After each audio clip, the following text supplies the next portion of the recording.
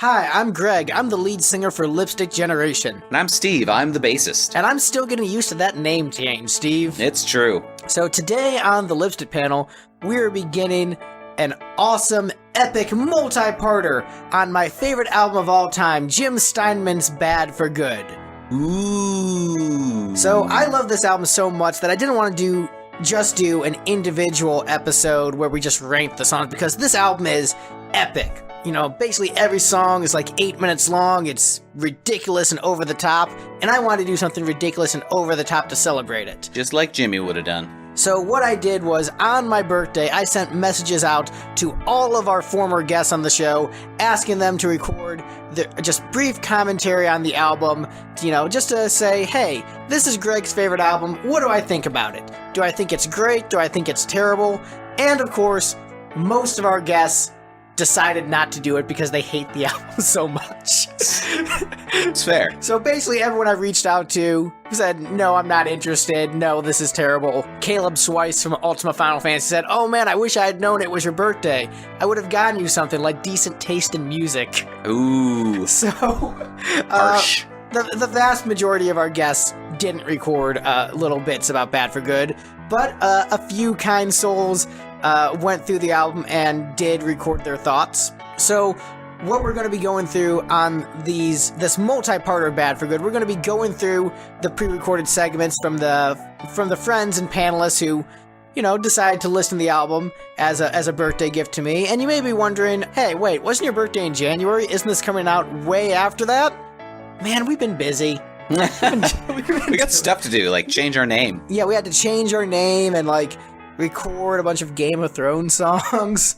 We've been hard at work over here at Lipstick Generation headquarters. So let's go through these different pre-recorded segments and you know, we'll comment on them as need be. Who do we want to start with, Steve? I don't know. Do we want to go like alphabetical order or reverse? Let's do reverse alphabetical order. Okay, so first up is Peter Cecere. Peter Cecere from the I Love It LOUDcast.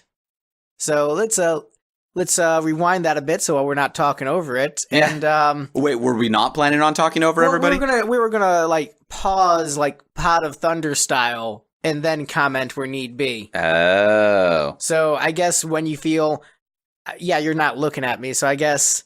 Sure, I'm not. I don't know. I try not to. We'll figure it out. Just press play. Oh, I should be recording this too, shouldn't I? Probably. 1 second. All right, trying this again. Here's Peter.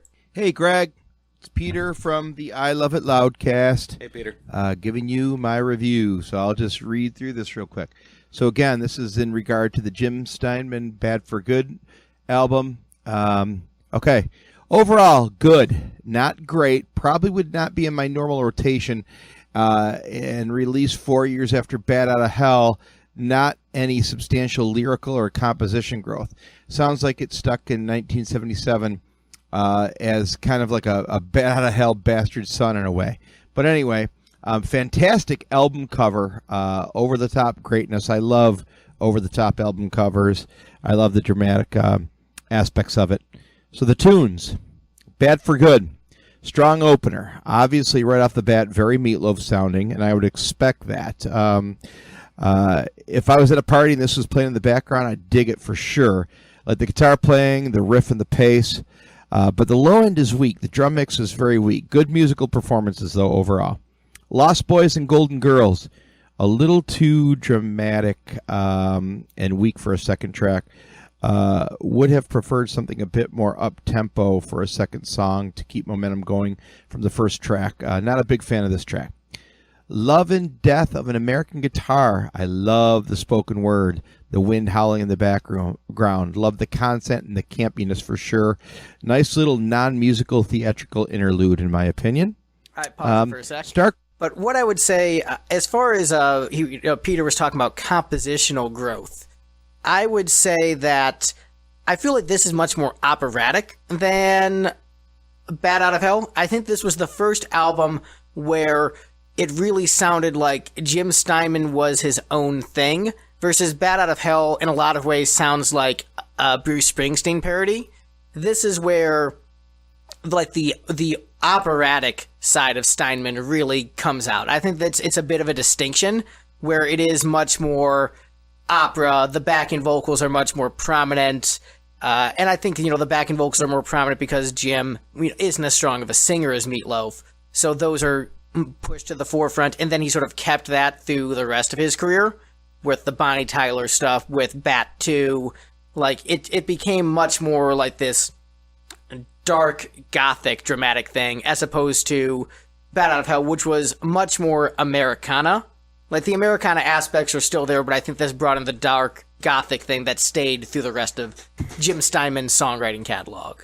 Where I would argue that Jim Steinman hasn't actually written a song since 1968. So I mean, you're right. So what I would say, he doesn't actually show any like compositional growth because he'd already written all of the songs on both albums a decade before either one came out. Well, then maybe the growth is in the way that it's produced and played, and the arrangement of the songs. Maybe the real compositional growth was the friendships we made along the way. Aww. All right, let's get back to Peter's commentary. Craving Love. Now, this would have made a better second track to keep the pace and the oomph going, so to speak. Great background vocals. Again, zero low end. Give me some simple pounding bass drum, please. Out of the frying pan, in parentheses, into the fire. Definitely one of my fave tracks in the album. Love the guitar sound, how it builds. Again, very high energy song, just kind of waiting to bust out. Surf's Up.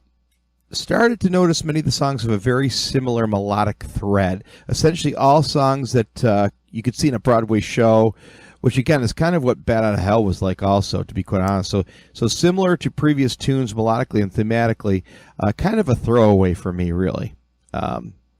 Dance in My Pants. Just the song title alone grabs me and conjures up some stunning visuals and scenarios, if you will.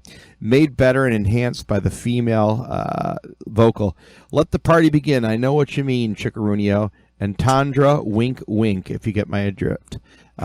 Medley, again, dig the spoken word intro stuff. The build-up always works formula-wise for me, that kind of stuff. Now I hit the wrong button. All right, so if you're listening to the album on YouTube or Spotify or whatever, they call the track Medley, but it's actually Left in the Dark, which has a spoken word intro, spoken word outro, and for some reason they credit that as a medley when it's just the song is called Left in the Dark. So we can go back to it, but I think a couple of the commentators has called it medley. So just tossing that out there, the song's called Left in the Dark. Left in the Shark. He sounds tortured and frustrated, and we can all we've all been there. We can kind of feel for him in this tune. The Storm could be on the Phantom of the Opera soundtrack. A little too much Little Lottie Part 2 for me, or Wizard of Oz the sequel. But out of place here. I really don't get it, to be quite honest with you.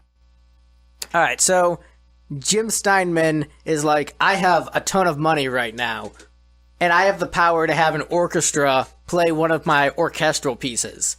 Like, if I get a record deal and I have the cash, and they're like, hey, do you want an orchestra to play an instrumental? I would do it. I would take full advantage of that. So that's what I think he's doing here, because, he loves, Wagner. And he's like, I'm going to do my thing. And so I think that's rad. And most of our commentators, I think, were not into The Storm. But also, I think most of our commentators don't listen to as much instrumental orchestral music as I do, so that might have something to do with it. But I think it's rad, and I don't view it as out of place. I think it's perfect, but I'm pretty sure everyone else disagreed with me. So let's get back to it. Rock and Roll Dreams Come Through. Not a bad closer. Puts a nice cherry on the top. Less frantic, more reflective. I dig this a lot. I would listen to this tune again and by itself, not in the whole context of the album theme. And it can stand on its own pretty good. It's probably my favorite track of the album, actually. And it has a hint of the tubes in there. And I love, love, love the tubes. I love the sax. Also, one of the only tracks that I can actually hear the bass drum. Maybe he's saving it for the end. But love the group chorus vocals that come back at the end. This track leaves me feeling good, actually. So this obviously is a concept album of sorts, meant to listen to the whole way through in one sitting. I could listen to it again, but wouldn't be a go-to. But I totally get why you dig it, for sure. especially if you dig The Loaf and Bat Out of Hell. Strong opening, strong closing, some forgettable stuff in the middle. Thanks, man. Talk to you. Bye. Thank you so much, Peter. Thank you. I appreciate you being one of the 5 people to actually bother listening to this. I think it's a very fair assessment. This is definitely not for. I personally think this is the lost album that classic rock radio missed out on, and that there are a couple cuts on here that should be in constant rotation on the radio. But the general vibe I've gotten from most people is that this is for diehard fans of Steinman as a songwriter, and so it's not as easily accessible as the Bat Out of Hell albums or the Bonnie Tyler albums. This is for the diehards, and so the people who love Steinman's songwriting love this album and consider it a classic. But it isn't for the casuals. But I know that Peter has a very wide taste in music. I've been listening to everything from Kiss to Dream Theater, and there's stuff he listens to that. Oh, you're looking at the Wagnerian rock Wikipedia page. Yeah, I just got distracted by the Wikipedia page. Which is just Jim Steinman has his own genre. But, yeah. But I appreciate you taking the time to do it, and I think you have a very well-balanced perspective that I respect quite a bit. So thank you so much, Peter. Who is next?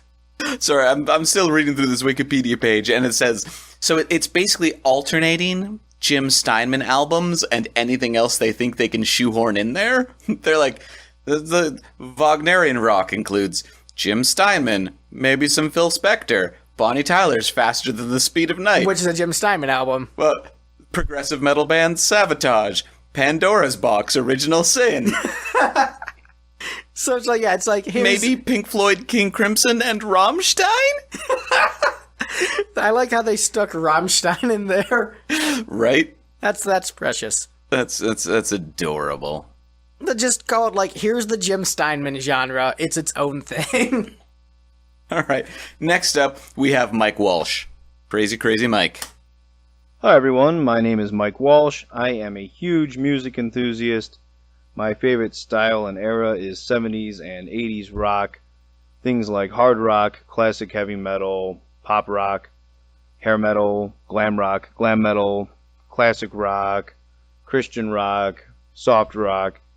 Largely anything from that time period and kind of under that umbrella. And then of course I branch out into the 60s and the 90s and things that came before and things that have come since. So big rock music fan, big music fan in general, but definitely that is kind of my main sphere, and then I branch out from there if that makes sense. And that's just to give you some background on where I'm coming from.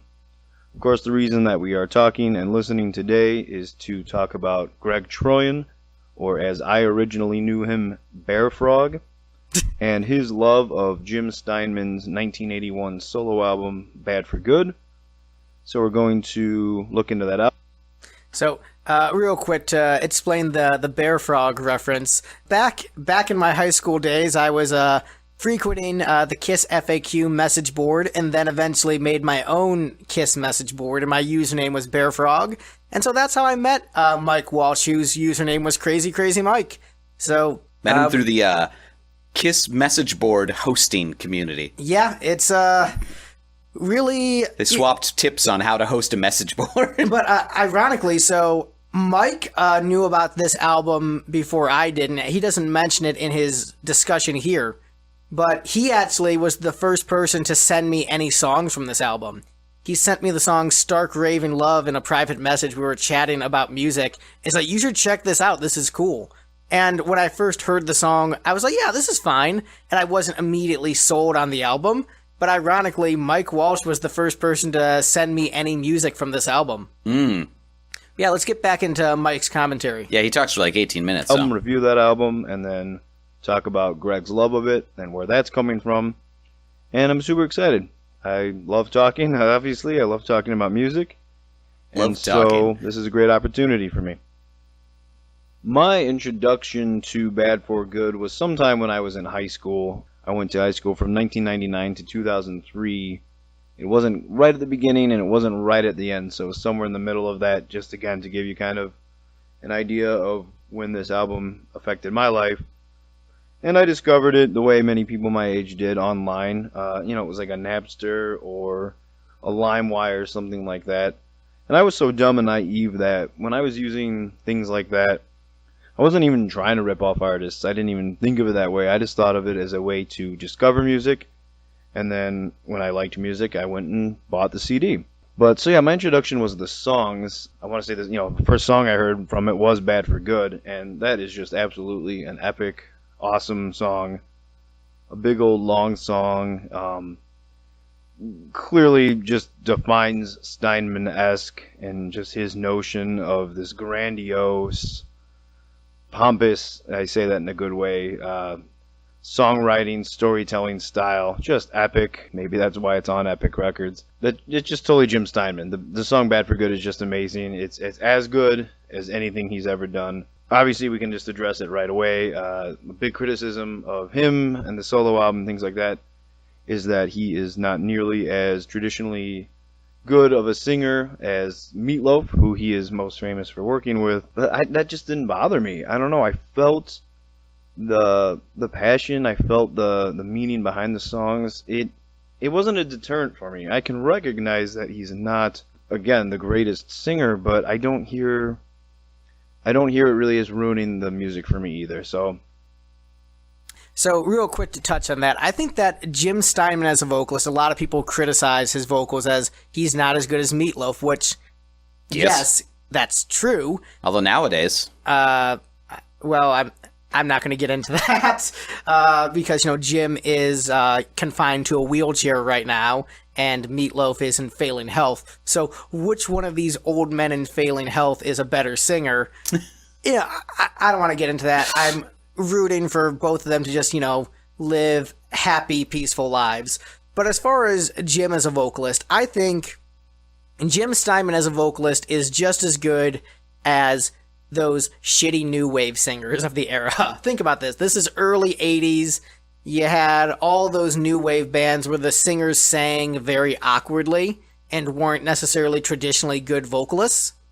And I think Jim Steinman fits in very well with that sound. And like those vocalists who are complemented by their good backing vocal sections, that's what he does on this album. And I think it's largely successful for that early 80s new wavy kind of vocalist. It's just the music he's doing isn't new wavy at all. Right. I think that's not a very good standard to hold Jim Steinman to, really. Because, he wasn't going for that new wave sound. And I know he was, but I'm saying that he is as good as those vocalists. That would be like if the guitarist from The Darkness had been as good of a guitarist as, any of the, early 2000s alt-rock bands that were also relevant at the time. That's just the wrong standard to hold The Darkness to. Their guitarist needs to be 80s hair metal standard. I mean, more 70s glam rock standard. But that is an excellent point. But I would say that there's only one song on the album where I can really see a legitimate criticism of the vocals, of Jim's vocals in particular, of not really succeeding. I think it still works, but I think overall, Jim does good vocals throughout the album, and I think the melodies work, and I would say he's successful on this album overall, but yes, he is obviously better when he gets other people to sing the songs that he writes. But I think he does great, personally, on my favorite album. I think the vocalist on my favorite album is fine. Again, I love the song Bad for Good. And to just, again, I was, a teenager when I discovered that album. And just that line, I know that I'm going to be like this forever.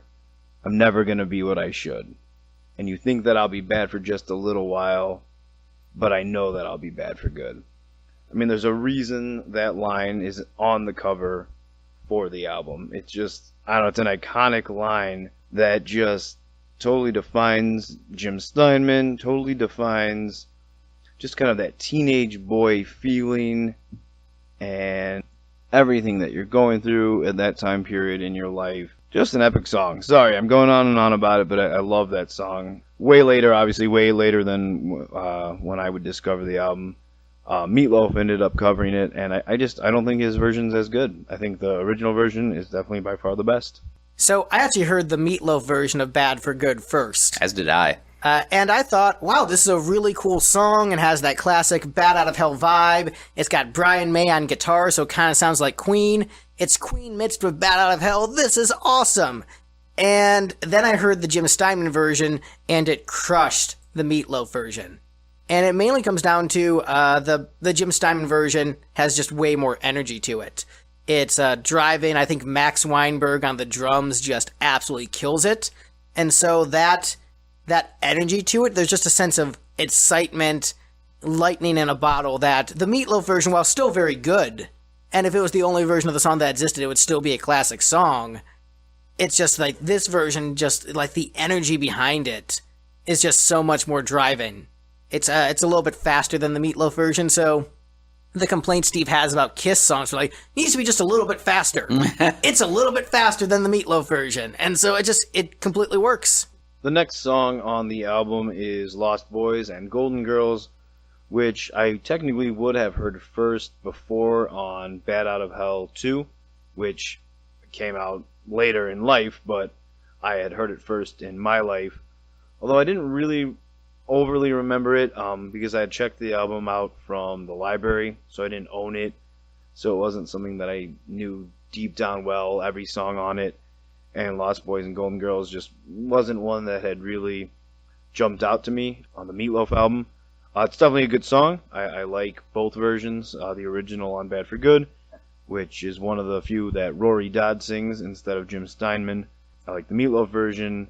I guess I don't have a whole lot to say about that song. I like it. It's a good song. It wasn't one of the few I remembered from that original download session when I was first discovering the Bad for Good album, so it just didn't really stick with me. Good song, though.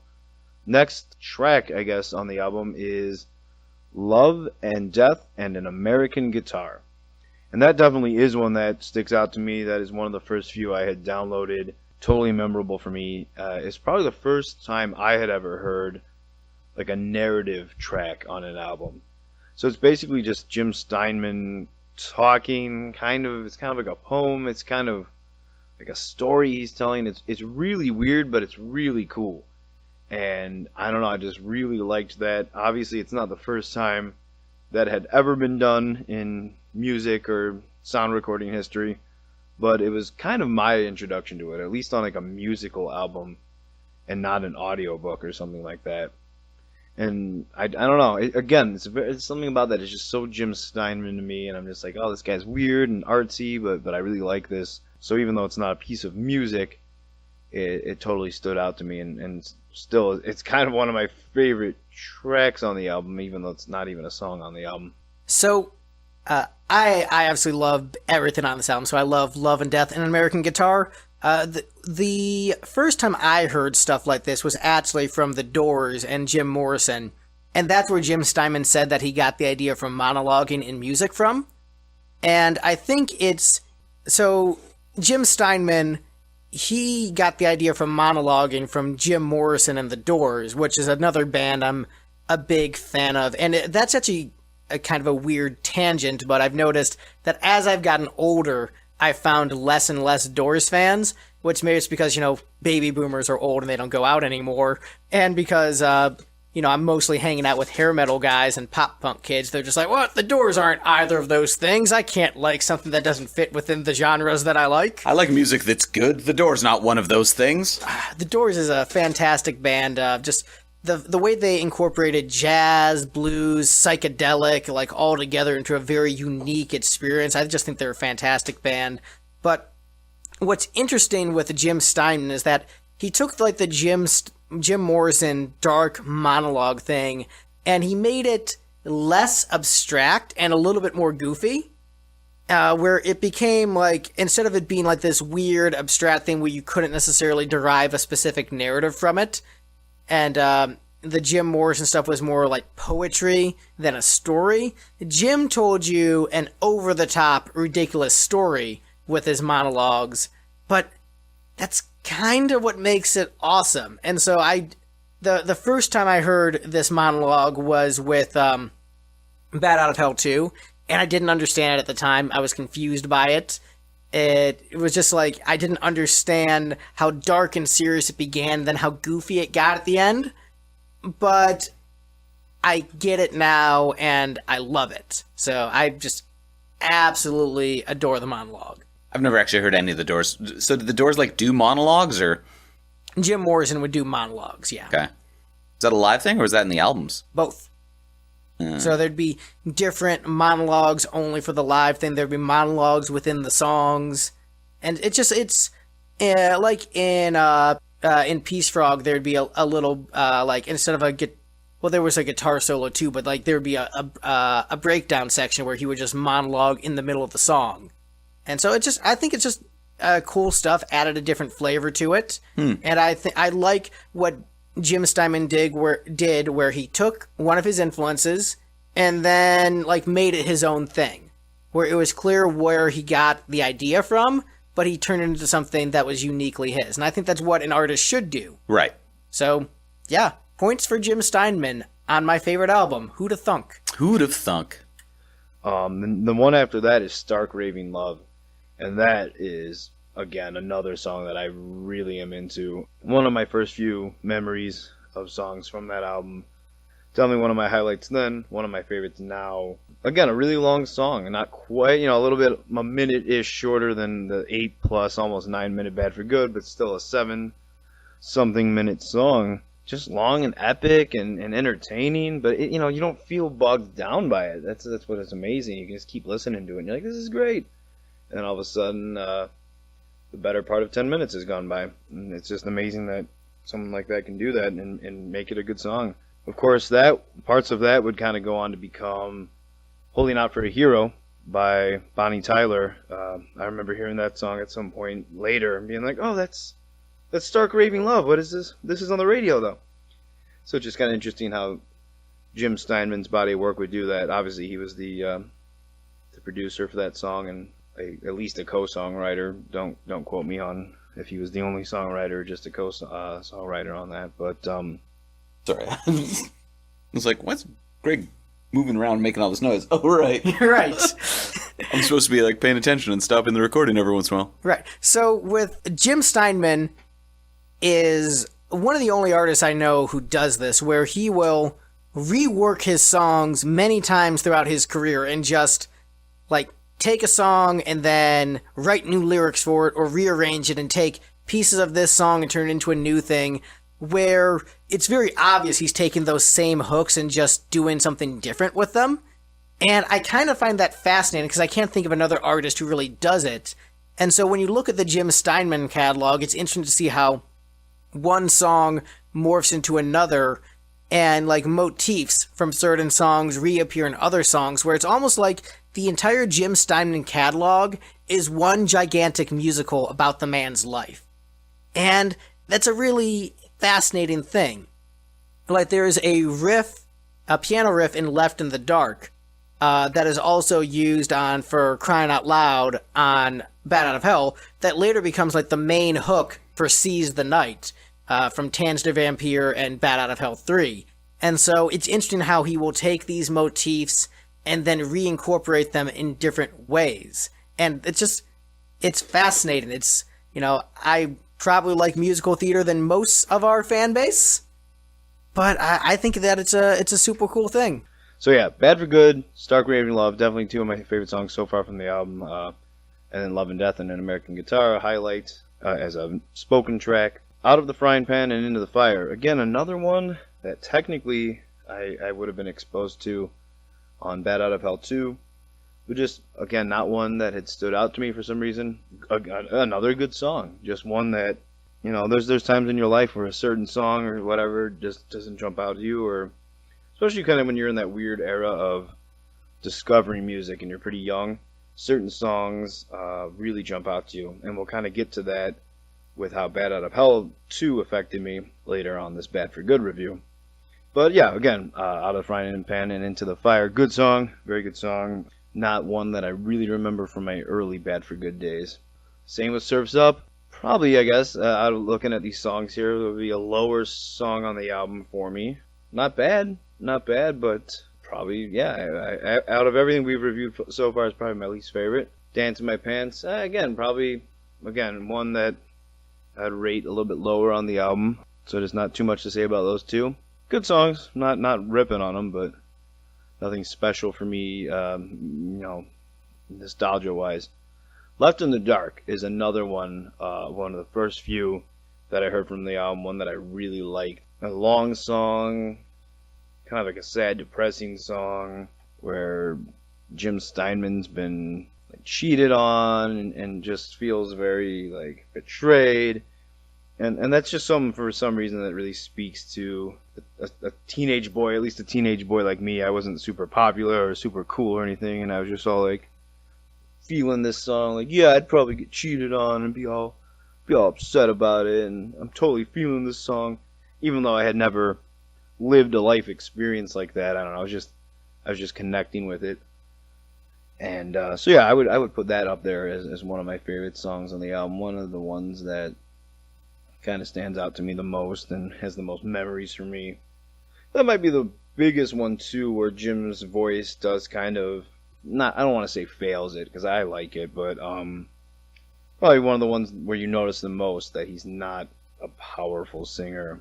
So I would agree with Mike. That is the one song on the album where I most understand the criticism of Jim Steinman as a vocalist.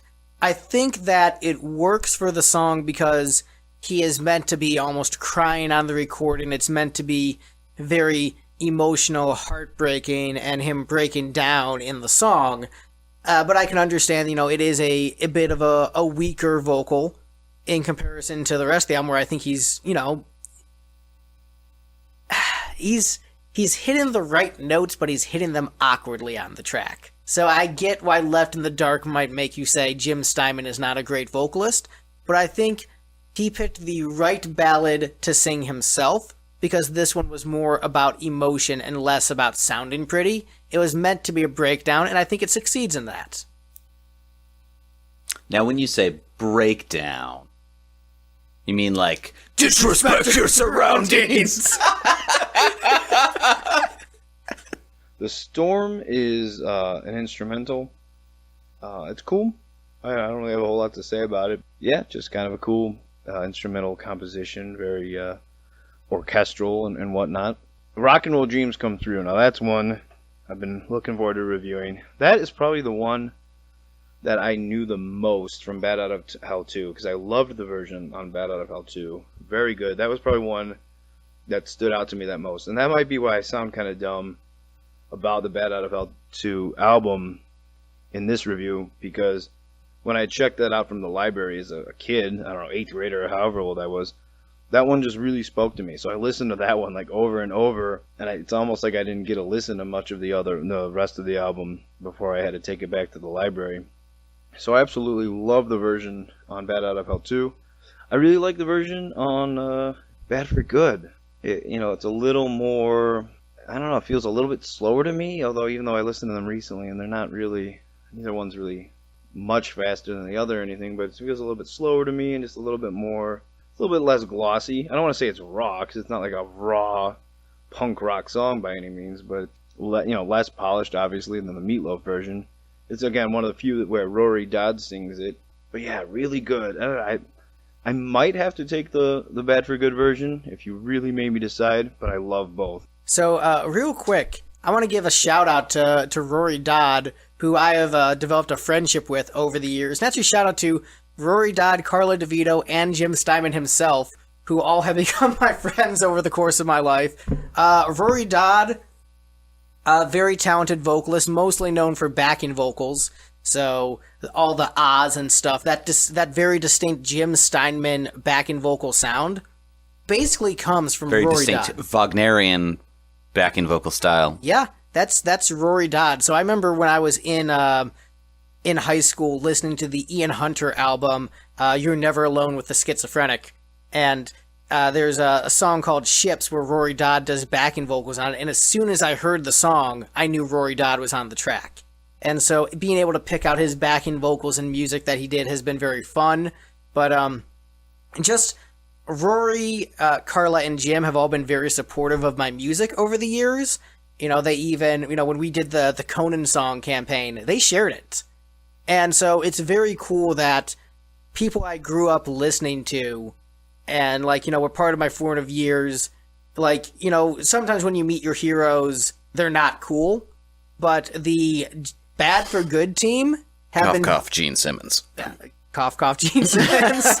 Yeah, no, Gene Simmons was not cool when I met him. But, I'm so... it feels like such a privilege and honor that, the people who created my favorite album are just, nice people. It feels good to root for them. You know what I mean? When, hey, these people are cool, supportive, kind, and just, incredibly talented. So shout out to all of them, but in particular, since he was just talking about Rory Dodd's great vocals, give a shout out to Rory for doing a great job on this album. Shout out to Rory. I love that you get, I didn't realize how much more saxophone solo you get on the original version. That was really truncated on the Meatloaf version, and I was like, oh. So that's... Yep, saxophone is fantastic. I love a great sax solo. This song has a fantastic sax solo. Okay, continue. That part is a huge plus for the original version. Yeah, that is kind of a brief overview, sloppy summary of my history with Bad for Good. So again, the title song, Stark Raving Love, Left in the Dark, and Rock and Roll Dreams Come True. Probably really my favorite songs on the album. And then I have a lot of special memories with the spoken Love and Death and an American Guitar. So those, I guess, what is that?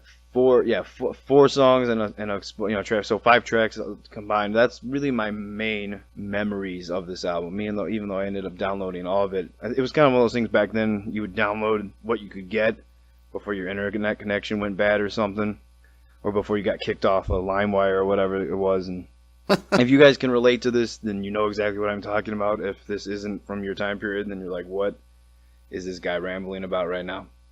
And so I apologize about that.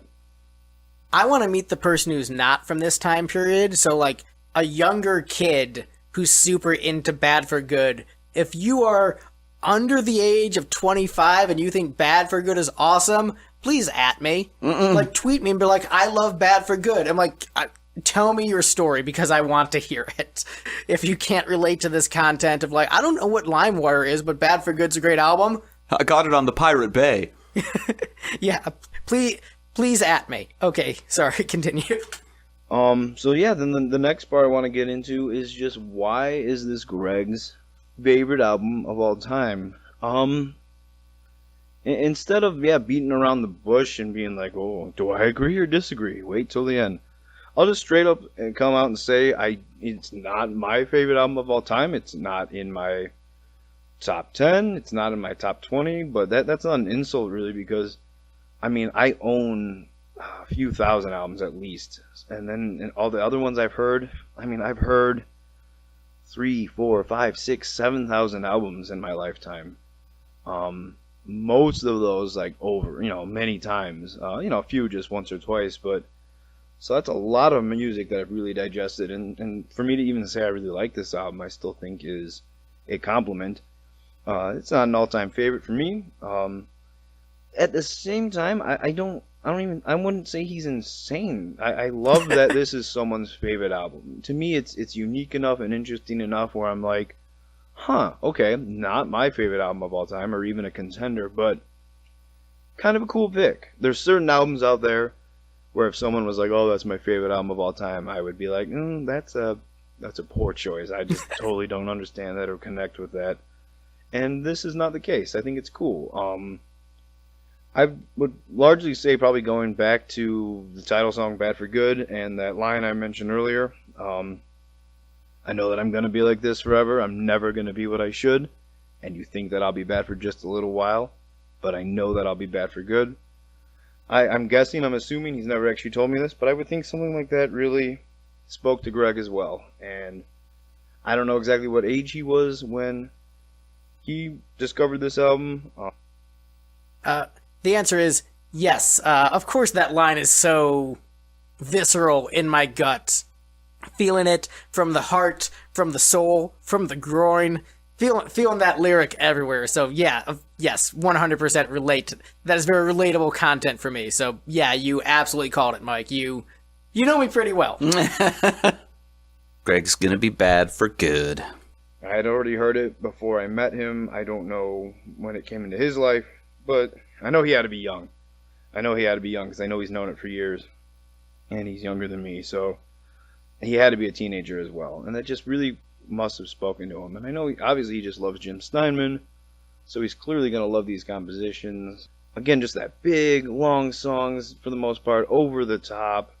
Singer, storyteller, big, orchestrated ideas that just really speaks to him. And so I get it. Yeah, I'm kind of a lousy friend and reviewer for not really knowing his favorite songs from this album or anything like that, but just in the big picture of it, I get it. I get why this album would speak to someone. First off, Mike, you're a great friend. You're not a lousy friend. Mm-hmm. You understand my love for it. You might not know my favorites from it necessarily, but the fact that you understand why I love it and certain things, like what you mentioned earlier, line that jumped up to you that you thought I related to, I think you understand why I love this album. So now, you're a great friend. Love you, pal. Aww. Don't steal him from me, Greg. Who also likes rock music like I do, or who likes rock music like Greg does. So it's cool. It's about all I have to contribute to this. Thank you for hearing me out. Sorry that if you felt the need to turn this off because you just couldn't bear listening to me anymore. But yeah, Bad for Good. Very cool album. I don't think it's perfect, but yeah, great memories for me. Some really amazing songs on there. And a cool album, I think, for someone to call their favorite. And I don't think there's a lot of people in this world where this is their favorite album out of having heard very many. Like I know Greg has heard many, many albums, and so I think it's very cool that this is the one that he takes above all others. That totally works for me. P.S. I did have to come in here and add one more thought, a little disclaimer, just to make myself not feel like a terrible person, and also so that Greg doesn't come and kill me. I did, many, many, many years ago, bought Bad for Good on CD and Bad Out of Hell 2 on CD, so I do own those. I know I talked a lot about downloading in this review, and basically in this review I was kind of trying to come at it from the approach of my original memories and how this album originally entered my ears and my brain and my soul. So that was what that was all about. But I do own both of these. I know that doesn't even mean much to a lot of people, although it might mean something to a lot of people who would take the time to listen to this. So I do own both albums. I have heard both albums over and over and over. So I'm not just some idiot who downloaded a few songs like 15 years ago. I am an idiot maybe, but not in this case. And again, just had to come in here and add this little extra piece for my own sanity, and just so you guys know that I'm not just entirely a terrible person who stole some Jim Steinman and Meatloaf songs a long, long time ago. All right, guys, thanks a lot for listening. So here's the real question that I have. Having listened to two of these folks go through this album, is anybody going to go through the album in the correct order? Other than Brad. I actually don't think even Brad goes through it in the correct order. Oh man. We'll get to that, but yeah. So do you want to touch on that since you brought it up? Okay, yeah. So obviously, my main exposure to this album was a few years back when Greg and I were doing self-indulgent birthday shows back and forth, and he decided he wanted to play this album in its entirety, and I was the bassist he had most ready access to. So he's like, Steve, learn this entire Jim Steinman album, except for The Storm. We'll just play the recording of that. And so I ended up researching a lot. And yeah, the original intended order of this album, because it's slightly too long for an LP record. Which is so Steinman, just like, my album is too long, I need a bonus single. Right, so there's yeah. Not enough space. The original version of it shipped with a 7-inch single on the side. And most people tended to just listen to it in order. Listen to the LP, then listen to the single. So it's, he didn't label the record this way, did he? With side like A, B, C, D? So here's the trick. My copy of Bad for Good unfortunately does not have the single. Which is heartbreaking for me, but also I got it, for free from a groupie, so like you can't really complain too much when a groupie sends you Bad for Good in the mail. It's like, So you do have a vinyl copy? Yes, I do. All right, so what are the sides that you have labeled? there's side A and side B. Okay, so presumably he did A, B, A, B. Whereas the correct version that you're supposed to listen to it is The Storm, side A of the record, side B of the record, and then Rock and Roll Dreams come through. Yes, because The Storm is intended to be a prologue, and then Bad for Good, the song, references the storm in its lyrics. Yeah. And so it's very, I would say, like cinematic in a way that the album flows, which I think is very cool. I think The Storm as an opener is a good opener, and I think Bad for Good, if you open it that way, it's still also a good opener. Both of those work as openers, but yeah, good call bringing that up. Yeah. So he probably should have just labeled it correctly. It should have been sides A and D on the single, and then sides B and C on the record. Probably. I wonder if they're labeled as prologue and epilogue. Oh, maybe. So I don't know. I doubt it. Probably not, but that's how he intended it. But Oh, yeah. there was record label meddling too with every version of this Right. too, right? Like the CD version isn't in the correct order, is it? No, the CD version starts with Bad for Good, and then The Storm and Rock and Roll Dreams come through are the last two tracks. Right. So Bonus tracks. bonus tracks, but I will say I'm very glad that those ended up on the CD version. If those were not on the CD, Yeah. I'd be pissed. But thankfully they are. But yeah, good catch on that, Steve. The Storm confused me for a long time because when I first joined Lipstick, Lipstick. Now you can refer to it as Lipstick when the band first started. Okay. When I first joined the band, Greg handed me a CD and was like, all right, here's our songs. You should learn them. And the first track on there was The Storm. I was like, what do I do with this orchestral song that you've got in here? And Greg was like, oh, no, that's not actually ours. We just, like, play that as an opener to shows sometimes. Yeah. So my bad on that. But let's see, who's next up on our list? Lee McCormack. All right, good old Lee from Tramps Like Us, a Bruce Springsteen podcast. So there's obviously a lot of connection between Bruce Springsteen and Jim Steinman, given that the E Street Band was basically the backing band on Bad for Good and on Bad Out of Hell. Mm-hmm. And so there's a lot of people compare Meatloaf to Bruce Springsteen. So it'll be interesting to get Lee's take on this. Hey Greg, Lee McCormack here from Tramps Like Us, a Bruce Springsteen podcast from Toronto, from the Great White North. You asked me to grant your birthday wish of listening to and commenting on the Bad for Good album by Jim Steinman. It's my pleasure, fella. It's the least I could do. So, I'd heard of this record, but I hadn't actually heard it in full. I don't know if I actually ever heard one song off it. I knew it was a follow-up to Bad Out of Hell, written for Meat to sing, but his voice was shot and he was downward spiraling at that time, and I guess a new Meatloaf record just wasn't going to happen around then. Downward spiral. So I guess Jim Steinman, feeling that these songs needed to be heard, decided to record it himself and put out a solo record. Sorry, so you were whispering something that I didn't quite hear. Downward Spiral, the Nine Inch Nails, that was in the 90s. Oh god, that was a snarky Nine Inch Nails joke that I didn't get because I don't listen to that band. Okay, so As we're actively trying to court some Nine Inch Nails podcasters to be a guest on one of our Smashing Pumpkins episodes, right? I mean, I'm open to listening to Nine Inch Nails because there's a couple songs of theirs that I like. So it's not that I'm actively against them. Where like I actively dislike Nirvana, and I don't think that's going to change. But Nine Inch Nails is a band where I like what I've heard. I just haven't dived into them. So, but back to Jim Steinman, moving away from Nine Inch Nails for a moment. What's interesting about this album, Bad for Good, is yes, Jim started to record the album because he wanted to release new music, and Meatloaf was unable to sing. And so that's why he decided to do a solo album. The trick is, it took a really long time for him to record the album.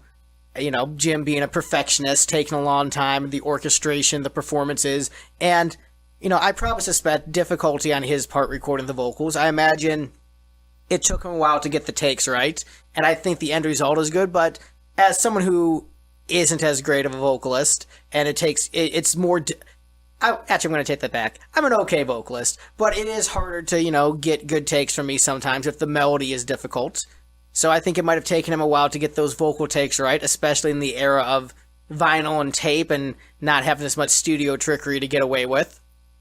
And so it took him so long to record the album that by the time it was ready to be released, Meatloaf was ready to release an album of Steinman songs because his voice had recovered enough where he could do an album. And so that's why you had 2 competing albums of Jim Steinman songs at the same time. It just took Jim a long time to record his, and then Meatloaf kind of rushed his, and that's why they sort of came out around the same time. So, just wanted to toss that out there as a fun fact. Fun factoids about, different fonts. That's an entirely different band. Yes, that's an entirely different band, but man, great song. If you haven't heard it, Steve's Regdar and the Fighters did a great song about fun factoids about fonts. Definitely check it out. It's really great. Depending on when this podcast comes out, it might be right about when it's on the Fump in June. Yeah, but let's continue with Lee's commentary. More Lee. So I gave it a listen, and here's what I thought. First impression on that cover. All right, loincloth guy is back. And he's traded his horse skull hell chopper for a scantily clad damsel and a guitar. A wise choice. Overall, I hear a direct connection to Battle to Hell. Definitely seems like it was written as a sequel to that record. It hits all the same themes and beats. You can tell it was written for Meatloaf. The vocal styles are kind of suited for that Meatloaf vocal range. Some of this stuff could be a little too much for Jim, vocally speaking, but it would have been interesting to hear what Meat would have done with this material. The band and the production sound great on the album. You got Todd Rundgren and that little lizard Jimmy Iovine helping out with the production. Todd's laying down some great guitar on this record. And I hear the Springsteen connection in some of these songs. A lot of that has to do with Roy Bittan on piano and Mighty Max Weinberg on the drums. Both members of the E Street Band, and they also contributed to the previous Battle to Hell record. And I also hear that epic song quality that Springsteen had in his writing and production. That dramatic singing style and the Spector-esque production. I hear similarities in Bruce's music, like Jungle Land and Thunder Road, those kind of things. What do they call this type of music? Like Wagnerian rock, like opera meets Phil Spector kind of thing. The opera element puts me off a little bit, I gotta say. That over-emotive singing makes me a little uncomfortable. Just doesn't seem natural, seems kind of forced. The whole record seems very operatic, so serious that it's actually silly, But that's probably why you love it. Yeah, I think what works with Jim Steinman is that I think he has a very similar approach to reality that I do, where he understands that there are parts of life you need to take seriously, but there's just this stubborn refusal to accept reality as a serious thing. And so I think that, I remember in one interview, Jim Steinman said that he laughs at every song he does and thinks that they're hilarious and great jokes. And I listen to the songs but I'm feeling the sincere emotion behind it. But also, it is hilarious. And I think that duality really works, where it's over the top, it's dramatic, it's operatic, in the way that theater is over the top and kind of silly in how it is, but you can still feel emotion from things that you think are silly. You can have that. I think that duality works, and I think that's something that a lot of people I know don't relate to. I think a lot of people I know want either something to be completely serious or completely comedic, and this is in that weird sweet spot where a lot of Queen music is in that same sweet spot of Princes of the Universe is kind of a goofy song. Yeah. But it's also awesome at the same time. We're this is silly and awesome simultaneously. This is a deadly serious song about sword fighting people to death. Right, and I think unlike a lot of power metal bands where they're kind of serious about it, Queen knows that it's silly. And Jim Steinman knows that he's silly. And I think that works for me, that operatic thing. I love musical theater. I mean, I posted a meme about Wicked the other day. So, I'm not your standard hard rock bro. I've got a lot of more eccentric tastes. But it's a great sweet spot because it's rock and roll, it's theater, it's dramatic, emotional, but it still has a twinge. It has that twinge sense of humor. It has that little bit of humor, but I can work with it on a serious level and a comedic level. And I think that's why it succeeds for me. Now I'm just wondering, how seriously does Sabaton take their music? Are they, really deeply invested in all of these, World War I era, battles and things? Yeah, you know, I'm not sure, but I think more bands should take the Ailstorm approach. Yeah. Of just like, yeah, we know this is silly, but we're having a great time. On a scale of 1 to Manowar, how goofy are they being?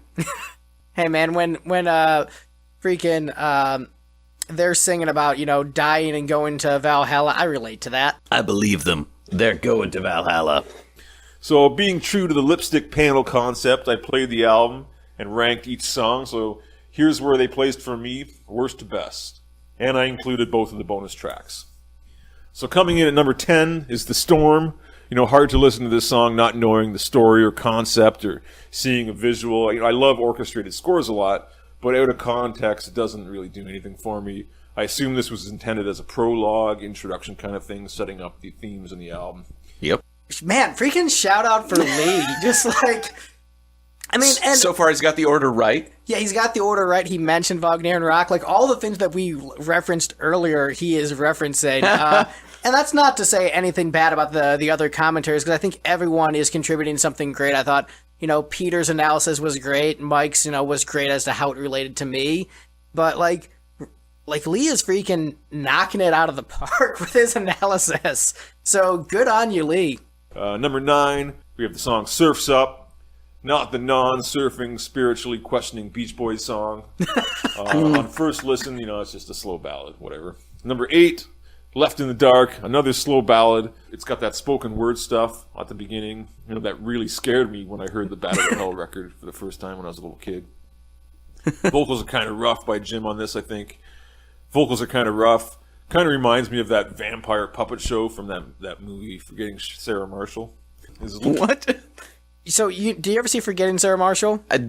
I think I saw, like, the tail end of it once. So, the idea was that the protagonist of the movie was a composer who did scores for, like, a CSI kind of show, just like cops and murder and dramatic things on network TV, where once you see 5 episodes, you never need to see more of it because it's really repetitive. And his vision was to do a musical about vampires, but done with puppets. Oh, that does sound familiar. And, you know, the movie ends with his vampire musical being staged. So, ironically... So I probably saw that scene. You probably saw that scene. Ironically, Jim Steinman ended up doing a vampire musical. There weren't puppets. Maybe there should have been. Maybe, but the vampire musical is considered by a lot of Steinman fans to be his magnum opus of, like, his best work, is that musical. I can definitely see why a lot of people think that. Just because I think the scope of the songwriting and the power of the narrative, like all of it together, it's a really impressive piece. It's harder for me to relate to just because I had to watch it on YouTube in German with subtitles, because the American version was like an absolute disaster where they turned it from a serious drama with comedy aspects to a complete comedy. And so that transition didn't work. But yeah, Jim Steinman also did a vampire musical. Number 7, Love and Death and an American Guitar. Great title. I was hoping for something special with the title like that. You know, it totally could have been a Springsteen title. More spoken word. The whole thing is spoken word. Something about a dude that killed a guy with a Fender guitar, and he's not sure if it was a Telecaster or a Stratocaster. I'm a Tele guy, by the way. Number 6, we have Lost Boys and Golden Girls. Another sappy ballad. That's all I got to say about that one. Number 5, top 5 here, we have Stark Raving Love. This one's alright, kind of has a 60s doo-wop rock feel to it. Number 4, Out of the Frying Pan, Into the Fire. Didn't Kiss do this on Animalize? This one's a good fast rocker. And good drums by Mighty Max. Number 3, Dance in My Pants. I assume this is the kind of Paradise by the Dashboard Light of this album, you know, hitting that beat. Extra points for a wacky early 80s video. Check that out on the YouTube. Great video. And the Blues Brothers horn section. Mr. Fabulous Alan Rubin, Tom Bones Malone, and Blue Lou Marini on trumpet, trombone, and sax, respectively. They're on this song, so, you know, extra points for having those cats on that one. Number 2 is Bad for Good, the album title track and the opener. You know, I get a Springsteen vibe on this one for sure. I love that line, I wasn't built for comfort, I was built for speed. You know, I love the Stray Cats, and when Brian Setzer of the Stray Cats would introduce the song Built for Speed live, he'd say, now some cars are built for comfort, but mine was built for speed. So there, they get good points for that line. Love that. And number 1, is actually one of the bonus tracks, which was Rock and Roll Dreams Come True. I think this is, I guess, kind of acts as an epilogue, kind of wrapping the whole story up. I dig this song, and again, those great cats, the Blues Brothers horns, are back on this one. So there you go, fella. Lee McCormack's thoughts on Jim Steinman's Bad for Good. Happy birthday. I hope it's what you wanted. I hope it's the right size. I've included a gift receipt just in case. Lee, a man after my own heart, lover of the Rocky films, lover of Kiss, appreciator of Bad for Good. The most you can ask for some people. Right. But all of these have been really great. I love the different takes, the different perspectives. I thought that, Lee had the right quips and the right jokes, and just someone who all of these guys get what this album is. And, thank you for the wonderful birthday present. I mean, presumably the ones who didn't get it are the ones who didn't listen and send you a recording. Which is the vast majority of my friends. Weird! The vast majority of people didn't understand Jim Steinman's obscure solo album. That is odd. All right, so Steve, who's next up on the list? Dennis Talbott, who recorded what appears to be about a minute and a half worth of audio, so... Yeah, so Dennis from Ages of Rock, thank you so much, and let's listen to what he has to say. I bet he loved it. Hi, this is Dennis Talbott with the Ages of Rock podcast. I was asked by Greg to do my review for his favorite album, which is Bad for Good by Jim Steinman. I actually was not familiar with that album. I didn't think so, at least, until I listened to it. And then when I come across The Love and Death of an American Guitar, I'm like, well, I've heard this before. And then I've heard bits and pieces of this album. Personally, I think it's a great album. Not my favorite album, but it is a good album. Anybody who likes Bat Out of Hell or any Meatloaf stuff that they worked together on, you would like this. I believe that this was recorded after Bat Out of Hell by a few years, and to me, it's just basically a continuation from Bat Out of Hell. So it can't go wrong with that. Greg also mentioned to say some remarks about being that is his favorite album. What does that say about him? Personally, that's your favorite album, Greg. We all have our favorite albums. Mine's kind of fluid. It changes by how I'm feeling or what's going on in my life at the time. To me, music is the closest thing that you're ever going to get to a time machine. You know, when your favorite song comes on the radio, or you put your favorite album on and you shut your eyes, it's almost like hitting 88 mile an hour in a DeLorean. I mean, at that point, you go back in time. You feel things, you can even smell things, you're transported back to that time in your life when you heard a song or why it means something to you. You know, there may have been something that you experienced at that point. So, Greg, you know what? God love you. If this is your favorite album, it must mean something for you. Well, that was very heartwarming and sweet, and one of the reasons I asked what this says about me as my favorite album is I was mainly looking for insults and digs at me. Guys, we wanted good content making fun of Greg. But now I have to carry all you guys like, Greg, you're dumb and ugly looking. Well, first off, that's not true. I'm very attractive. But yeah, the dumb thing, you know what? There are many ways where I'm not as intelligent as you. I'm not as good with mathematics. So you're really just like, I'm just going for laughs here, and you're just like being all serious and saying things. Yeah, I don't know, I don't know, it wasn't particularly funny, so that's why I'm like, let me knock it down. Yeah. But you know what? You put in the effort to insult me, and the thing is, it's also trickier for you to insult me for liking this album because you like it too. It's pretty good. So, like, not your favorite album, but you're not, this isn't Carnival of Souls where you're like, this is a dumpster fire, Greg, why do you like this? But I unironically listen to Jim Steinman. I mean, I kind of ironically listen to Jim Steinman. I mean, everyone, if you like Jim Steinman, you kind of ironically listen to Jim Steinman. Right. But also, like, Jim's in on the joke. Right. That's the difference. Jim Steinman kind of ironically listens to Jim Steinman. But, yeah, thank you, Dennis, so much. Just short, sweet, to the point. Who do we have next on the list, Steve? Chad Walker. Chad Walker, who has retired from podcasting but came back for this. So, Is he retired? I mean, at the time of this recording, yes. I don't know, he might be back in the game. It's like how no one really retires. They're like, shoot, I gotta get back in the game. You can take the podcaster out of podcasting, but you can't take the podcasting out of podcaster. All right, let's listen to what he has Hey, to say. Greg. Hey, listeners. This is Chad Walker. Greg asked me to talk about my thoughts on the album Bad for Good by Jim Steinman, although I suppose that part is pretty obvious. I'd never heard of this album, although I'm pretty sure I'd heard the name Jim Steinman somewhere before. Alright, so first off, I do have to admit, I did some reading about the album before listening, so perhaps I did have some preconceived notions. One thing that I'd read that makes total sense to me, Steinman's voice just can't quite carry the epicness required for these songs. I'm not exactly the biggest fan of this type of music, but there are an awful lot of elements that I do actually like.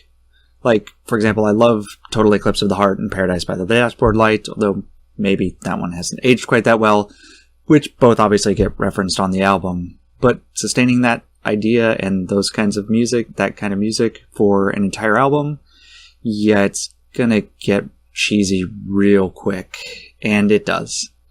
So many of the lyrics just made me literally laugh out loud, although I'm fairly certain they weren't actually intended to be funny. Musically, I admit, it fares much better. My cursor was in the wrong place. The parts that made you laugh out loud, yeah, that was absolutely probably on purpose. Like, Jim Steinman knows exactly what he was doing and exactly what he was creating. I think he was actually intentionally admitting to a crime. Like, yeah, I killed a man with a guitar once. Quite possibly. Actual cannibal, Jim Steinman. I think the musicianship and composition of the songs are both strong and convey an epic quality that, as I mentioned, Steinman can't quite match.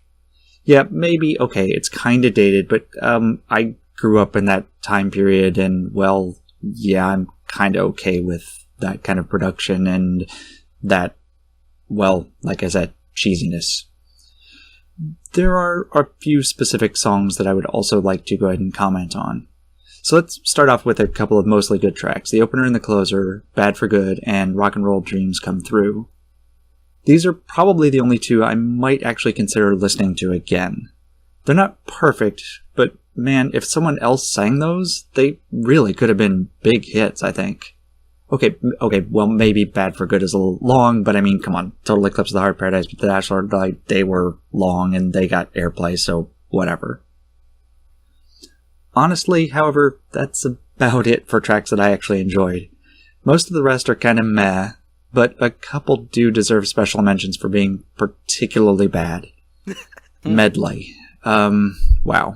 That part where he kind of whisper sings a couple of minutes before the end, and that final spoken word section, just yikes. No.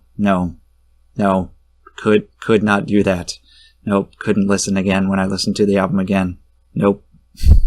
And then there's the spoken word, I guess.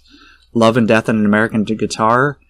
I really, really hope that this is intended to be funny because it is just completely laughable. It's not really delivered that way, and I don't get any impression that that's the intention. But I kind of just can't believe that anyone could take it at all seriously. It's really, really over the top and just absolutely ridiculous, and seems way too sincere and earnest. In fact, actually, you know what? There's so much earnestness on so many of these tracks that just seems completely unwarranted. Maybe if there'd been a bit of a wink in it, it might have gone over better for me. But again, I'm just not quite sure that Steinman could have pulled it off. All in all, I can't really say this is the worst album I've ever heard, but it's certainly not something I'm very likely to listen to ever again. Sorry, Greg, it's just not my cup of tea. Yeah, I mean, I get it. This is not for everyone album. Obviously Rock and Roll Dreams Come Through became a hit when sung by Meatloaf. So your analysis that this song could have been a hit if sung by somebody else, Spot on. was correct because Nailed it. because that happened. And I think "Bad for Good," the title track, is one of the highlights, and I think that song is one of the songs where I think that could be on classic rock radio and be fine. I think that would be the song I would say should be in classic rock rotation easily. But yeah, I understand why it's not Chad's cup of tea.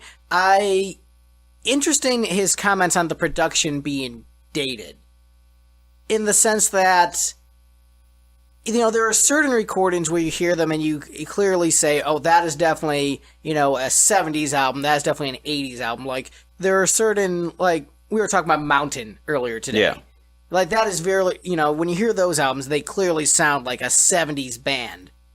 I think with this album in particular, and a lot of Jim Steinman songs, it's hard to call them necessarily dated because they just sound like Jim Steinman.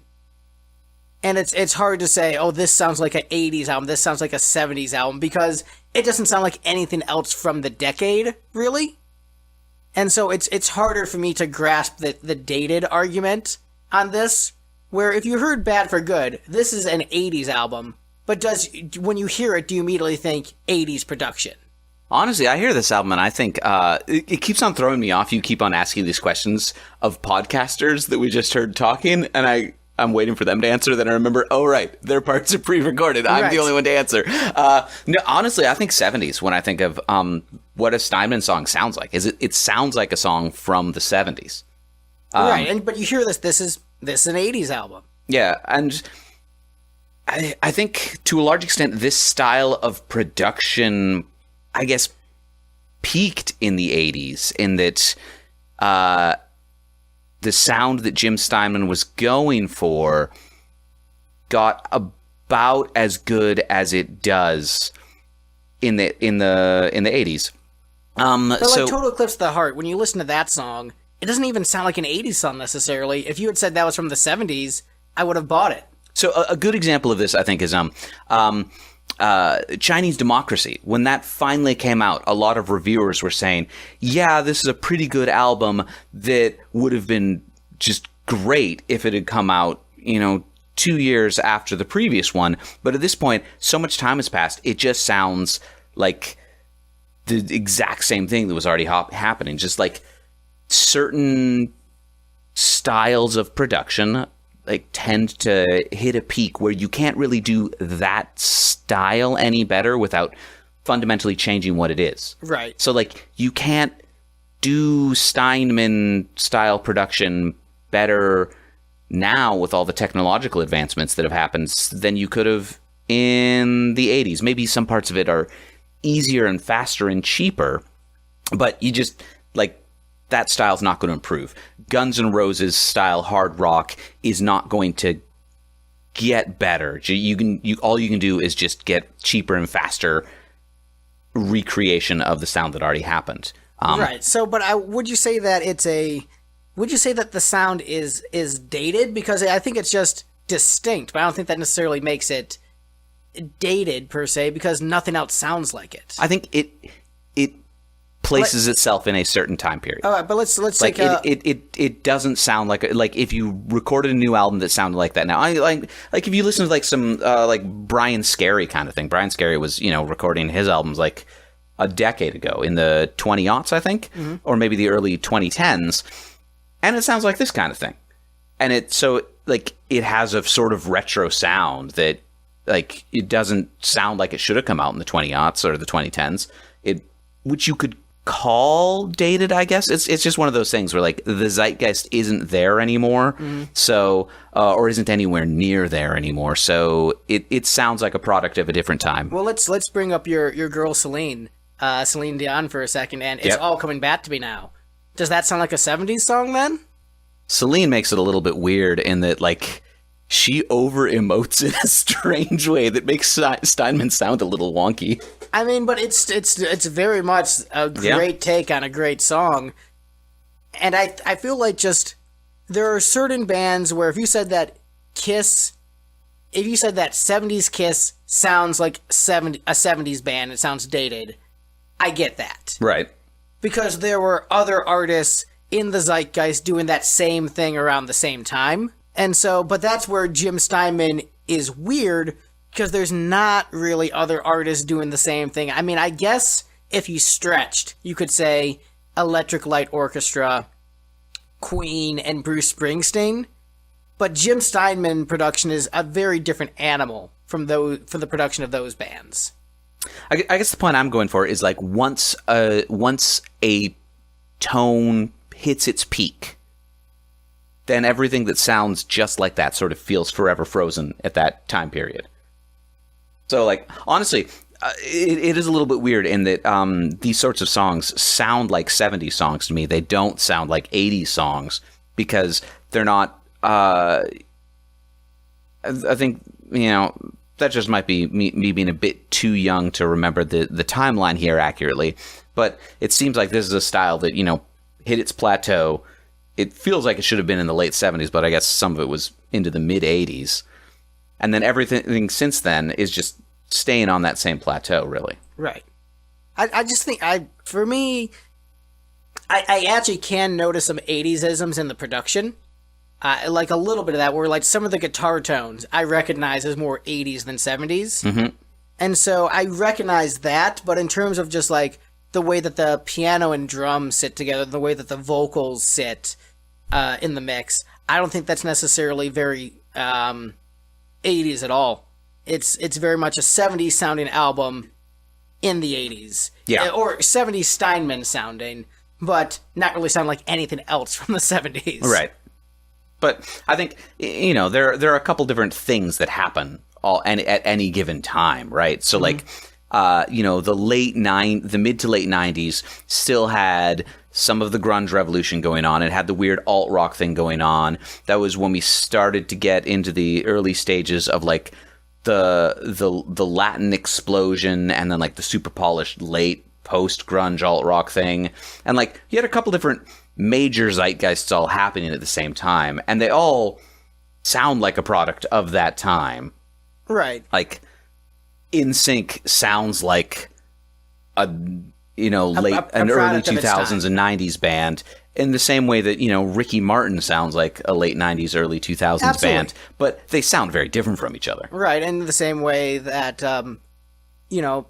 Nirvana is very much indicative of the early 90s, as is like New Jack Swing, which is a very different right, yeah, style of music, but it's still bringing up early 90s. So I guess Jim Steinman's the swing revival of no, I was saying like Jim Steinman's music was just so massive, because Bat Out of Hell, one of the top 10 selling albums of all time. Right. Just the one album was so stinking huge that just his one genre of music that exists as him as the only artist was big enough to be a cultural zeitgeist. Him and Rammstein. Well, I think that's the end of this part of our Bad for Good commentary and reactions. The next episode, we're going to be listening to Brad Page's epic that he did on Bad for Good, where he did it in the style of his podcast with like really nice production and like going back and forth between the songs and commenting on specific musical ideas. So we're not even going to interrupt that one. We're just going to let it play out. Let him do his thing. We're going to let him do his thing. We'll intro it before the episode, and then we're just going to listen to the whole thing, and then we'll comment afterwards, because the amount of production he put into it, it would feel bad for interrupting it. Essentially, we tricked Brad into doing a guest episode for us. So thanks, Brad. Now our show is almost as good as yours. So we'll see you next time, folks. Steve, where can people find us on the internet? They can find us at lipstickgeneration.com, as well as Lipstick Generation on most social media platforms, except for Twitter, where we're Mr. Cool Rock and Roll. All right, and stick around for next week, folks, because this Jim Steinman train is going to keep on a-rolling. Choo-choo. Choo-choo indeed.